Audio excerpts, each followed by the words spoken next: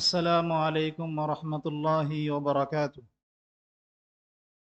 الحمد لله الحمد لله نحمده ونستعينه ونستغفره ونؤمن به ونتوكل عليه ونعوذ بالله من شرور أنفسنا ومن سيئات أعمالنا.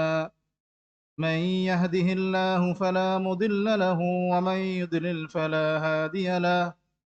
ونشهد أن لا إله إلا الله وحده لا شريك له. ونشهد أن سيدنا وسندنا ونبينا وحبيبنا ومولانا محمدا عبده ورسوله صلى الله عليه وعلى آله وأصحابه وبارك وسلم تسليما كثيرا. أما بعد فأعوذ بالله من الشيطان الرجيم. بسم الله الرحمن الرحيم. ومن يبتغ غير الإسلام دينا فلن يقبل منه وهو في الآخرة من الخاسرين. وقال النبي صلى الله عليه وسلم: لا يسمع بي أحد من هذه الأمة يهودي ولا نصراني ثم يموت ولم يؤمن بالذي أرسلت به إلا كان من أصحاب النار. رواه مسلم. رب اشرح لي صدري ويسر لي أمري واحلل عقدة من لساني يفقه قولي.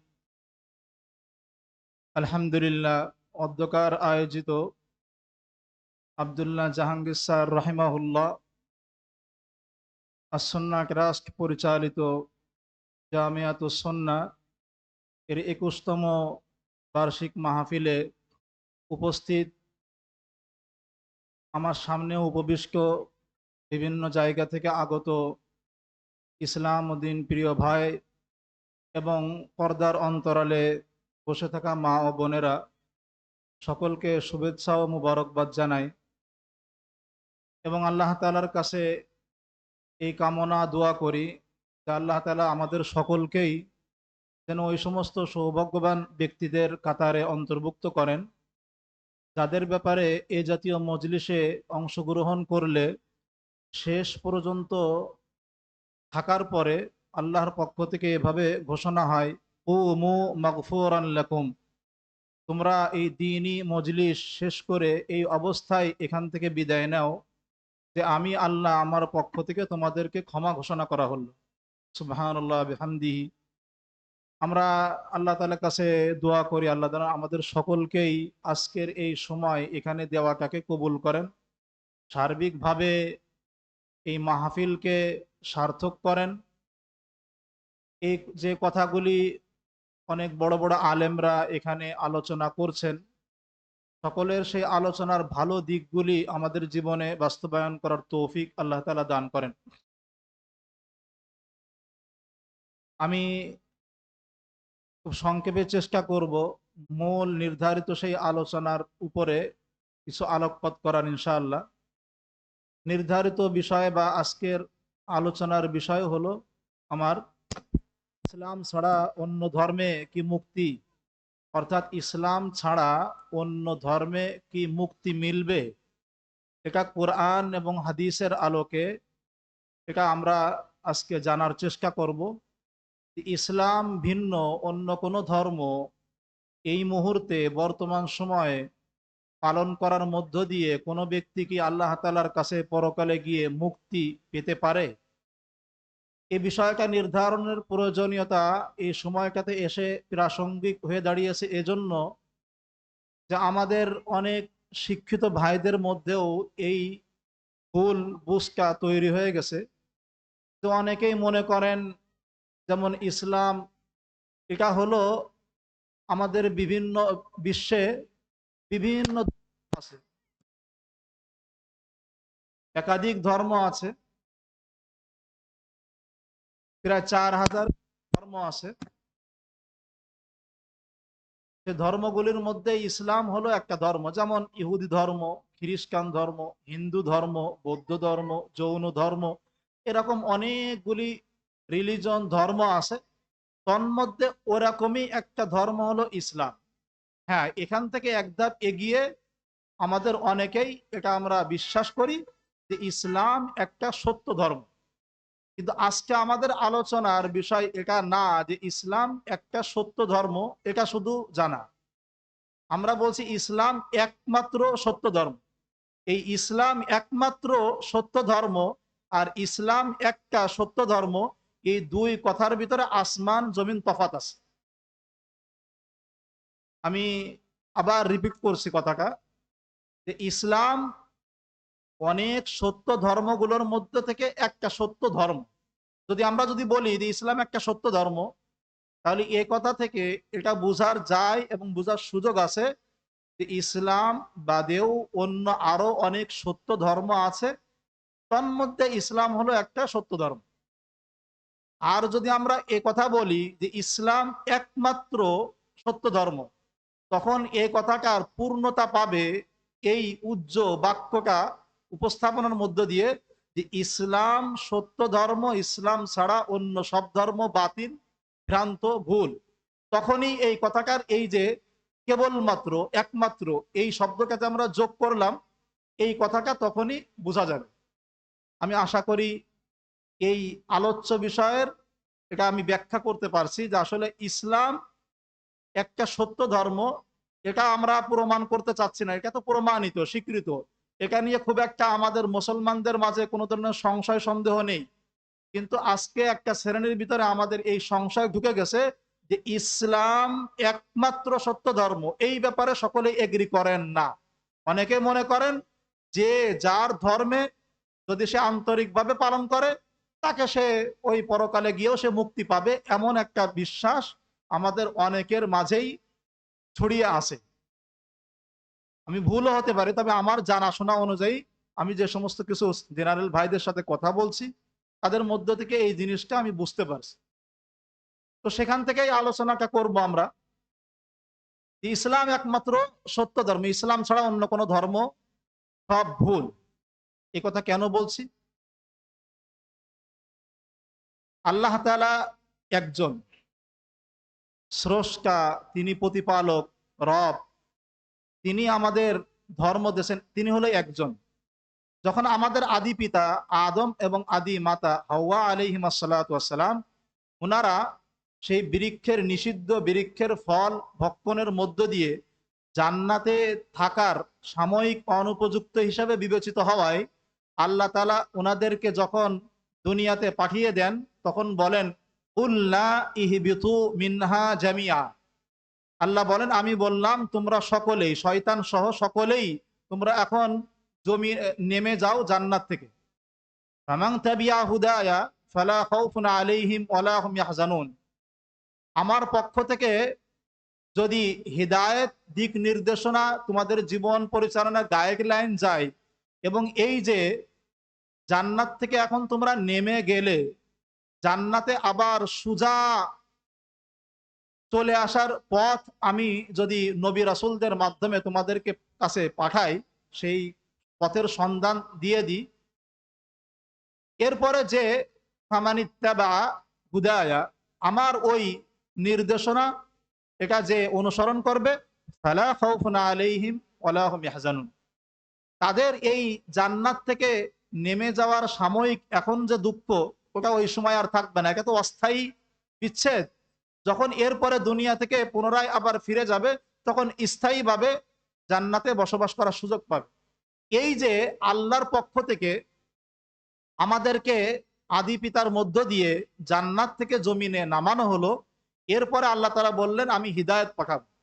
সেই হিদায়েত, নির্দেশনা, এটা হলো পাঠিয়েছেন আদম আলাইহিস সালাম থেকে নিয়ে নবী মুহাম্মদুর রাসূলুল্লাহ সাল্লাল্লাহু আলাইহি ওয়াসাল্লাম পর্যন্ত এই 1,24,000 মতান্তরে কম বেশি, এত অসংখ্য নবী রাসূলদের মাধ্যমে আল্লাহ তাআলা শুধু ওই সঠিক সেই পথের সন্ধান দিয়েছে, যে কথাটা আল্লাহ তাআলা আমাদেরকে সূরা ফাতিহার মধ্যে আল্লাহ তাআলার কাছে চেতে শিখাইছেন, যেটাকে আল্লাহ তাআলা আমাদেরকে, এই উম্মতকে, আল্লাহ রাসূল সাল্লাল্লাহু আলাইহি সাল্লামকে সূরাতুল ফাতিহা বিশেষভাবে দান করেছেন। অন্য কোন নবীকে আল্লাহর ওহির এই অংশ দান করা হয়নি। সেখানে আল্লাহ তাআলা আমাদেরকে শিখিয়েছেন ইহদিনাস সিরাতাল মুস্তাকিম। আমরা যেন আল্লাহ তাআলার কাছে চাই, হে আল্লাহ, সেই সঠিক সোজা জান্নাতে যাওয়ার পথের দিশা আপনি আমাদেরকে দান করেন। সে সঠিক পথ সিরাতে মুস্তাকিম কি? এর পরের আয়াতে আল্লাহ তাআলার পরিচয় দিয়েছেন সিরাতাল্লাযীনা আনআমতা আলাইহিম। এই পথটা তাদের পথ যাদেরকে আমি ইতিপূর্বেও পুরস্কৃত করেছি, নিয়ামত দান করেছি। তারা কারা? গায়রিল মাগদুবি আলাইহিম ওয়ালাদ-দাল্লিন। তবে তারা মাগদুব অর্থাৎ আল্লাহ তাআলা যাদের উপরে ইতিপূর্বে ক্রোধান্বিত হয়েছেন তারা না, এবং যারা নিজেদের থেকে অজ্ঞতার কারণে পথভ্রষ্ট হয়েছে তারাও না। অর্থাৎ ইহুদি এবং খ্রিস্টান এ দুই জাতির মৌলিক কেন্দ্রীয় দুইটা বড় সমস্যা ছিল। ইহুদিদের সমস্যা ছিল এরা জেনে বুঝে নবীদের উপর ঔদ্ধত্য দেখাতো এবং আল্লাহ তাআলার পক্ষ থেকে আসা বিভিন্ন বিধান বিনা বাক্যে মানতে চেত না। না মানার কারণে এই যে বিনা বাক্যে আল্লাহ তাআলার বিধানকে মেনে নেওয়া, যেটাকে বলে ইসলাম, আত্মসমর্পণ করা এবং একেবারে বিনা বাক্যে আল্লাহর পক্ষ থেকে আসার কারণে এটা মেনে নেওয়া, এই গুণের চরম ঘাটতি ছিল ইহুদিদের ভিতরে। এই কারণে ইহুদিদের ভিতরে বিভিন্ন সময় দেখবেন বনি ইসরাইলের ঘটনা পড়তে গেলে কোরআনে বিস্তারিতভাবে আলোচনা করেছেন। এর দোষগুলোর কেন্দ্রীয় একটা দোষ হলো এরা নবীদের সাথে বিয়াদবি করত। নবীরা যে বার্তা আল্লাহর পক্ষ থেকে তাদেরকে পৌঁছাই দিত সেই বার্তার উপরে আঙুল তুলতো, নবীদের সাথে তর্ক বিতর্ক করত, ওগুলো এক বাক্যে মেনে নিত না। এটা হলো তাদের আল্লাহর ক্রোধের পাত্র হওয়ার কারণ। দ্বিতীয় হলো দলিন, যারা খ্রিস্টান পথভ্রষ্ট, এরা হলো মূলত যে যা বলেছে বাস বিচার ছাড়া, আল্লাহর কিতাবের সাথে মিলানো ছাড়া সেটাই তারা বিশ্বাস করে নিয়েছে। এলেম, অজ্ঞতা ছিল তাদের ভিতরে প্রবল। এটা হলো খ্রিস্টানদের মৌলিক একটা সমস্যা। এটাকে এরা হলো পথভ্রষ্ট। এই দুই শ্রেণীর লোক তারা না। তাহলে তারা কারা? যাদেরকে আল্লাহ তাআলা নিয়ামত দান করেছেন তারা হলো, কোরআনে আল্লাহ তাআলা বলেন উলাইকাল্লাযীনা আনআমাল্লাহু আলাইহিম মিনান নাবিয়্যিন ওয়াস-সিদ্দীকিন ওয়াশ-শুহাদা ওয়াস-সালিহিন ওয়া হাসুনা উলাইকা রাফিকা। তারা হলো সমস্ত আম্বিয়া কিরাম, তারা হলো সিদ্দীকিন যারা, শহীদগণ এবং আল্লাহ তাআলার নেক বান্দারা যারা। ইনাদের উপর আল্লাহ তাআলা যে নিয়ামত দান করেছেন সেই নিয়ামতটা কি? সেই নিয়ামতটা হলো সব থেকে বড় নিয়ামত, সেটা হলো ইসলাম এবং আল্লাহ তাআলার কাছে আল্লাহ তাআলার বিধানের সামনে মাথা নত করা, একেবারে স্যালেন্ডার করা, বিনা বাক্যে আল্লাহ তাআলার বিধান মানার জন্য প্রস্তুত থাকা। এটা আল্লাহ তাআলার পক্ষ থেকে একজন ব্যক্তির দেওয়া সব থেকে বড় নিয়ামত। এই নিয়ামত আল্লাহ তাআলা নবীদেরকে দিয়েছে। এখন আমি কথা যেটা বলছিলাম যে আমরা এখানে দেখব সেই নবী আদম থেকে নিয়ে মোহাম্মদ রাসূলুল্লাহ সাল্লাল্লাহু আলাইহি ওয়াসাল্লাম পর্যন্ত এখানে একটু দৃষ্টি আকর্ষণ করার আমি কামনা করতেছি আপনাদের। এ কারণ নবীদের সিলসিলা, এই নবীরা আল্লাহর পক্ষ থেকে হিদায়াত নিয়ে মানুষের কাছে আসছে। এই নবীদেরকে আল্লাহ তাআলা হিদায়াত দিয়ে পাঠিয়েছেন, তাই ইনাদেরকে বলি হলো আমরা রাসূল। নবী বলা হয় এই জন্য যে ইনারা সংবাদদাতা, আল্লাহর পক্ষ থেকে যা জেনেছেন ওটা আমাদেরকে জানান, সংবাদ দেন, এই জন্য ওনাদেরকে বলা হয় নবী। রসুল বলি এই দৃষ্টিকোণ থেকে যে আল্লাহর পক্ষ থেকে তাদেরকে দূত হিসাবে পাঠানো হয়েছে আমাদের কাছে। এই যে একটা সিরিয়াল, এটা হলো শুরু হয়েছে আদম থেকে, শেষ হয়েছে মোহাম্মদ রাসূলুল্লাহ সাল্লাল্লাহু আলাইহি ওয়াসাল্লাম পর্যন্ত। আদমের আগে কোনো মানুষ ছিল না, ছিল জিন জাতি।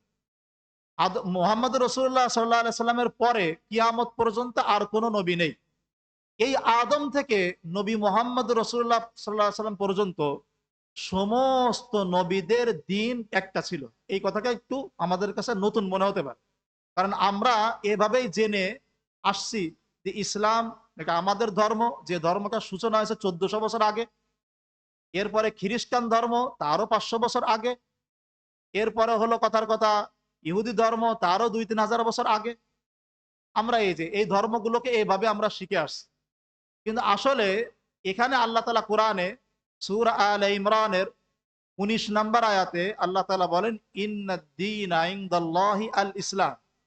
আল্লাহ তাআলার কাছে গৃহীত, আল্লাহ তাআলার কাছে মনোনীত, পছন্দনীয় দিন এবং ধর্ম কেবলমাত্র ইসলাম। ইসলামের বাইরে যা আছে ওগুলো আল্লাহ তাআলা প্রত্যাখ্যান করবেন, ওগুলো আল্লাহ তাআলা কবুল করবেন না।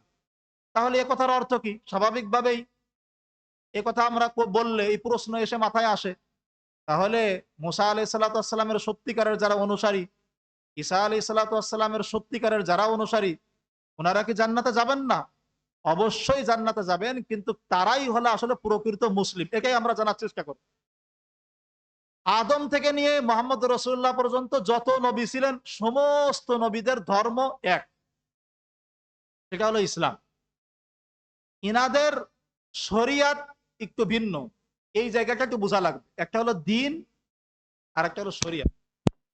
দিন হলো আল্লাহর পক্ষ থেকে আসা এই বিধানাবলীর সমষ্টির মৌলিক যে স্ট্রাকচার, এটাকে বলা হয় অপরিবর্তনীয়। এটা কোনো জামানায় কোনো নবীর ক্ষেত্রে এটা পরিবর্তন হয়নি। পরিবর্তন হয়েছে কিসে? মূল স্ট্রাকচার ঠিক রেখে এর পাশাপাশি অন্য যে বিধানগুলি যে যুগের জন্য বেশি উপযোগী, আল্লাহ তাআলা ওই নবীর মাধ্যমে ওই জামানার সময়ের লোকদের জন্য ওই বিধান আল্লাহ তাআলা পাঠাইছে।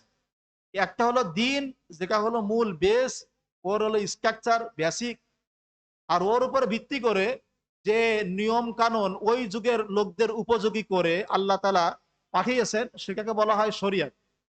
যেমন হযরতে নূহ আলাইহিস সালাতু ওয়াস সালাম, উনি বলেন ওয়া উমিরতু আন আকুনা মিনাল মুসলিমিন।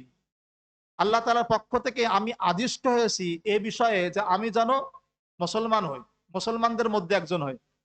হযরতে মূসা আলাইহিস সালাতু ওয়াস সালাম একই কথা বলছেন তার উম্মতকে, আলাইহি তাওয়াক্কালু ইন কুনতুম মুসলিমিন। তোমরা যদি আল্লাহর উপরে ভরসা করে থাকো, মুসলমান হয়ে থাকো, তাহলে আল্লাহর উপরে ভরসা করো। ঈসা আলাইহিস সালাতু ওয়াস সালামের যে সাথী সঙ্গীরা ছিল হাওয়ারি, তারাও বলছে আমান্না বিল্লাহি ওয়াশহাদ বিআন্নানা মুসলিমুন। হে আল্লাহ, আপনি সাক্ষী থাকেন আমরা ঈমান এনেছি, আমরা মুসলিম, এই ব্যাপারে আপনি সাক্ষী থাকেন। ইউসুফ আলাইহিস সালাতু ওয়াস সালামের জবানে এটা বলা হয়েছে, হযরতে অন্যান্য নবীদের জবানে এটা বলা হয়েছে। হাদিসে আল্লাহ রাসূল সাল্লাল্লাহু আলাইহি ওয়াসাল্লাম স্পষ্টভাবে বলছেন ইন্না মাআশিরাল আম্বিয়া ইখওয়াতুন লিল আল্লাত দীনুনা ওয়াহিদুন ওয়া উম্মাহাতুহুম শাত্তা। আমরা এই যে সমস্ত নবী, আমাদের সমস্ত নবীর দিন, মূল ধর্ম একটা, তবে আমাদের শরিয়াত ভিন্ন। এই জায়গাটাতে একটু বোঝেন যে দিন আর শরিয়াত কেমন, পার্থক্য কি। যেমন দিন অভিন্ন, অর্থাৎ মৌলিক যে বিষয়গুলো, যেমন শিরিক করা যাবে না, এটা সম্পূর্ণ আল্লাহ তাআলা সমস্ত যুগে সমস্ত নবীদের মাধ্যমে এই বার্তাই মানুষের কাছে পাঠাইছেন যে শিরিক করা এটা অমার্জনীয় পাপ, ঈমান আনতে হবে।